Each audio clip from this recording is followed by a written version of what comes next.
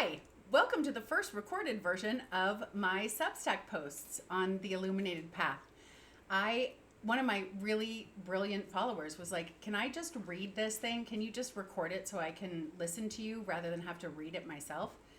And I thought, why didn't I think of that? So here we go. The TLDR for June 2026 is stay open, receive what is coming, triple check what is actually true. And before you respond to any of it, check inside of yourself first. That's the summary version. I'm Jen, and each week I translate the language of the cosmos into something you can actually feel and use. I track the human design gates, the gene keys, animal archetypes, and the stars so you can move with the energy instead of against it. A few ways for you to go deeper if you wish to. I have a deeper version called the Ayllu. And in the Caro wisdom system is what I kind of call it, the Peruvian shamanism from Peru that I was initiated into in 2013. And Ayllu is an old word that predates the Inca. And it is a group of people that all share wisdom. And I love that vision because I don't know everything, and I am super curious about what you know about these things. And I would love for you to join there, and we can have some really deep discussions. My Sacred Wild Oracle deck is sitting right in front of me. It is what I base my writing on. This came to me last year, and it is based on human design and the gene keys. And I had been studying the system for 6 or 7 years and really could not hold, like, what is gene key 55? Well, I know what that one is, but what is gene key 13? What is gene key 18? I could not keep them separated. So I assigned them animal archetypes that represent the energy of the gates. So you will see in my posts a card. You'll notice that there is my artwork is behind it. That there's a portal at the top. This is Gene Key 9, the ant, the portal of focus devotion. There is a shadow, a gift, and a city. The shadow is sort of the darker, heavier, maybe less productive energy. Not a bad energy, just heavier energy. The gift is the activated energy, so we can use the gift energy to try to get us out of the shadow. And the city is sort of the highest octave, if you will, of this gate. And so you have access to all of this energy while the sun is in this gate. And the sun switches gates every 6 to 7 days. So it follows a calendar pattern. It's based on the I Ching, it's based on the Kabbalah, astrology, and it's a really beautiful system. I am not a human design purist, obviously. And so this is, my interpretations are slightly different than what you might find elsewhere on the internet. At the bottom of the card, you will see there is a mantra. I honor each small step as a sacred act of devotion to my soul's path. I don't know if that's backwards for you. So you can just pull a card every day, or you can look at the energy that the sun is in that day and look at that. Or if you are deeper into astrology, you can look at where your Venus is and look at what energy your Venus carries for you. Things like that. Those are more of the deeper dives that we go into in the Ayllu. Here we're going to keep it simple, and we are going to be looking in the monthly forecast, the overview, the 30,000 foot view of the month. And in the weekly forecast, we're going to look at the gates that we are walking through. And we also look at the earth gate, because when the sun is in one gate, the earth is in a different gate. The sun is the overall energy. The earth gate is how we walk it on this planet. So the two of them work together. They're synergistic. So my Sacred Wild Oracle deck is available. Let me know if you're curious for more information. And then I do work one-on-one with people. I have a number of different ways to work one-on-one with me. And I also am hosting a retreat in Taos, New Mexico, over Labor Day weekend, so the 2nd through the 6th. It's going to be fabulous and amazing, and I will provide more information to anybody who's interested. Okay, June is Pride Month, And this year feels less like a celebration on a calendar and more like a quiet act of courage. We are living in a time when the world has gotten very loud about who people are allowed to be, how they are allowed to love, what they are allowed to call themselves. And so Pride Month this year carries something older and more necessary than a parade. It carries the question the whole month is asking: can you live your own truth when everything around you has opinions about whether you should? Every system I work with, the gates, the gene keys, the stars, the animals, all of it is pointing at the same thing. You came here to be exactly who you are. The world needs that version of you, not the edited one, not the curated one. This is not a political statement. This is the whole point. All of my work is to aim my clients to who they came here to be. The energy recently has been moving really fast, like a river picking up speed down a canyon. Most of us feel this before we have words for it, that bone-deep tiredness that has been building underneath everything, the feeling of swimming in water that keeps moving faster no matter how hard you go. The full moon at the end of May was the peak of that current, wild and uncontained. Everything arriving at once with nowhere to put it. June comes after. What we are all carrying right now. The exhaustion that many of us are feeling is not a sign that something is wrong. It's information. It's the body pointing clearly at what is costing more than it is giving back, at where our energy has been going that it was never meant to go. The irritation, the feeling of being completely done with certain things, that is not impatience. That is discernment working exactly the way it's supposed to do. June is asking something specific and quiet. Not for more input, not more seeking, not more anything. It's asking you to protect what is precious. Your presence, your attention, your peace. Sobriety from chaos is not a luxury right now. It is the work. This is about boundaries. This is about how we choose to spend our time and where we choose to invest our energy. That's super important this month. And always, but specifically this month. The animals of June. As a reminder, the sun moves into different gates every 6-ish days, just like it moves around the zodiac calendar. Each gate carries its own energy and its own animal in my Sacred Wild Oracle deck. And the animals walking with us this month tell the whole story. The macaw, to the lioness, to the peacock, to the hummingbird, to the mountain goat. Just hearing those words, you have a sense of their energy and what they do. My words are seek, steward, discern, return, and root. This is the arc of June. We begin in restless hunger and we close in sacred stillness, and every step between is the season teaching us how to get there. The invitation is not to stop feeling the current. It is to get smarter about how we move inside it. Gather, yes, but then pause long enough to ask what is actually useful and what is just noise. The sky and the season. We enter into June in gate 35, the macaw in my Sacred Wild Oracle deck. It is bright and loud and always looking for the next thing. The part of us that has been collecting information and seeking answers and reaching for whatever might finally make sense of everything happening right now. The energy is real and it is alive, but the lioness arrives behind it, and she knows something the macaw is still figuring out. She knows that real strength is not about how much you can gather, but about how wisely you can choose where your energy goes. She knows to wait for the right timing. She knows that leadership serves the whole. Here is the macaw card, the portal of expansive experience. The shadow of this is hunger. And it's not hunger like you're hungry. It's hunger, I want more and more and more. More information, more information. The gift is adventure, so it's meeting the moment with curiosity. And the city is boundlessness. That's SIDDHI. It's not spelled city, it's city. And that is the highest level of this energy. The macaw, the mantra for this card is, I live vividly Every moment is a part of my expansion. So there is definitely it's necessary to do our research right now. There is reason to look for more information.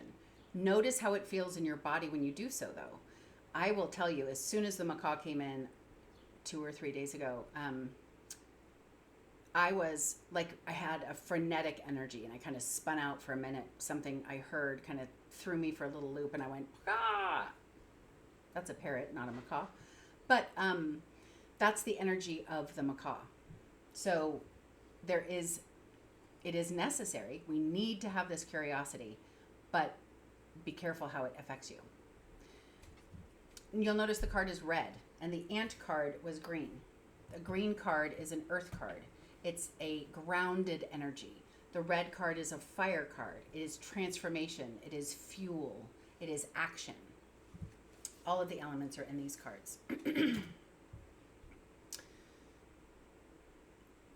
The 45 is the lioness. And you'll notice the card is purple. This is a spirit card. So this is wisdom. This is what we receive. This is access to our higher power, our higher wisdom. However you wish to say that, whatever language you wish to use. Excuse me. This is the portal of sacred stewardship. The shadow of this is dominance, because the lioness knows that true leadership benefits the collective. The synergy is the gift, and so when things are in balance, the shaman would say in Aini, in right relationship. And the city energy is communion. That's when everyone is honored and seen and valued. The mantra for this card is, I lead with quiet power. I serve through soulful strength. The peacock arrives in the middle of the month and teaches this with particular precision because its gift is knowing when to open its feathers and when to fold them. Not every moment calls for your full display. Not every conversation deserves your voice. June is asking you to feel the difference. Here's the card. You'll notice it's an air card. It's gray. Air is thoughts. In the tarot, it's the swords. It's activating energy within our minds, as opposed to the green cards, which are embodiment energy. So the shadow is vanity, showing your, blowing up your peacock feathers when you don't need to. The gift is discernment, because we get to, or discrimination, excuse me. We get to be discerning about when we choose to respond, when we choose to step into action. Only you know when that is right for you. And then the city is purity, because when you are working and you are acting from your true self, it is a pure action. It is not imprinted upon by anybody else. There's no performance. There's no codependence. There's no, I guess I already said performance. There's no big deal that you're making out of something in order to impress anybody. And then notice the pattern the animals are making. We move from the macaw's hunger for more to the lioness's wise choosing into the peacock's discernment about when to shine and when to be still. The season itself is teaching something, moving us step by step from scattered to focused, from exhausted to intentional, from reaching outward to coming home to ourselves. This is not an accident. This is the intelligence of the time we are living in, showing us the way through. On June 10th, the Celtic tree calendar moves into the time of the oak. And if you need one more image to carry you through this whole month, let it be this. The oak does not argue for its right to stand. It does not explain itself or perform its strength for anyone watching. It simply grows, fully and without apology. And everything that needs shelter finds it there. This whole month is really about rooted enough in who you are that the wind cannot take it from you. The new moon on the June 15th opens a small window of fresh air inside what has been a heavy few weeks. It's a good time to start something, to write something down, to start a new ritual, to let a question live in you without demanding an answer right away.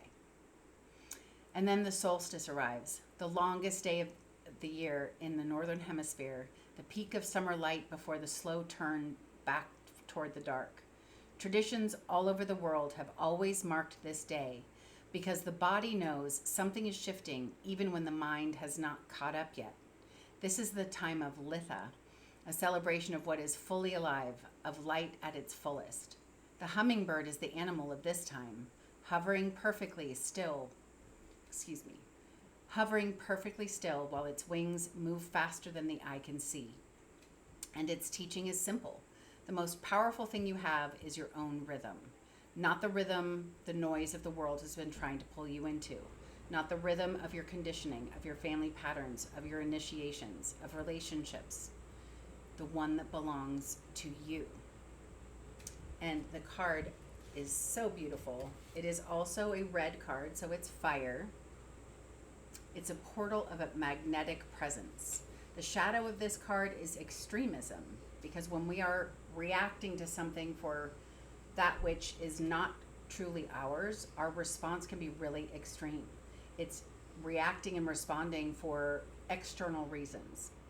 The gift is magnetism, because when you are emitting your own frequency, when you are living your true life, you are at a different frequency.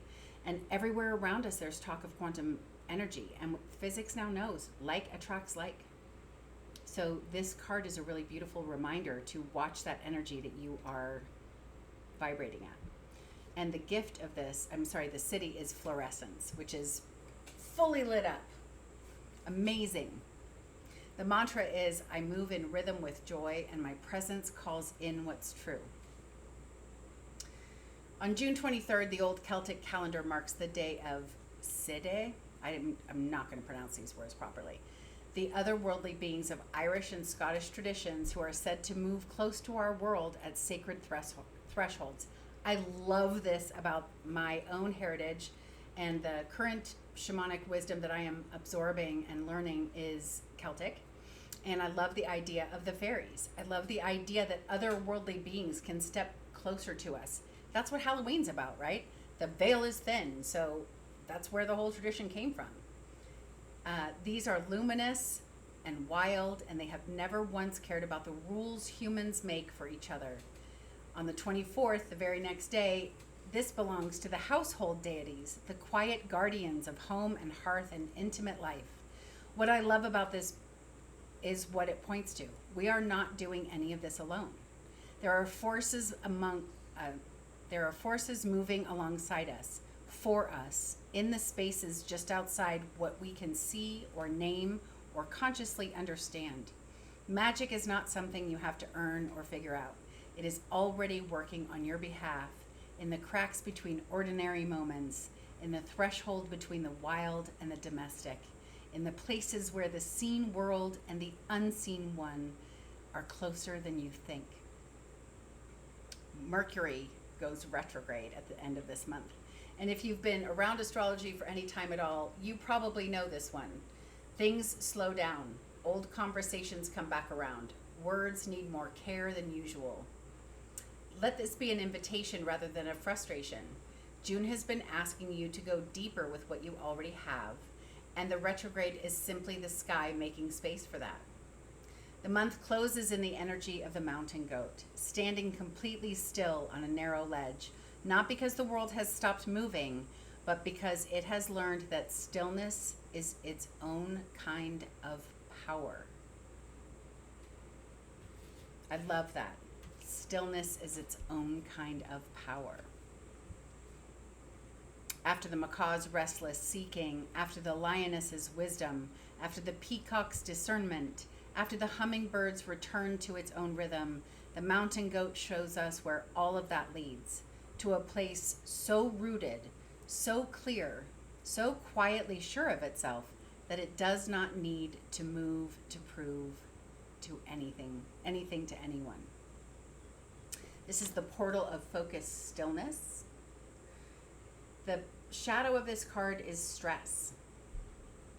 One of the things that I notice in my own body when I am feeling like I need to go act and do something, but yet I'm not exactly sure what and for whom and what's the purpose and why would I say that, that is stressful. I am always trying to be careful with my words. And if I learned anything in my first 47 years around the people that I was around, words matter. And so when I speak, I try to speak with intention, and there's always the intention of serving. And when I feel stressed when I'm about to take an action, that's an indication to me that I am not supposed to take that action. The gift of this is restraint. That's literally what I just said. If I can restrain myself from speaking out of turn or speaking when I'm not yet clear on why I would say such a thing, that's restraint. And that gives me stillness. It lets my body know that I can rely on the fact that my intention is always to speak in a way that is of service. Stillness. The mantra for this card is, I honor stillness as the gateway to my sacred strength. This is, again, one of those cards that brings up that pithy statement, the only thing you can control is yourself. And it's true. The river of June is still moving, but you are learning to stand in it in this month.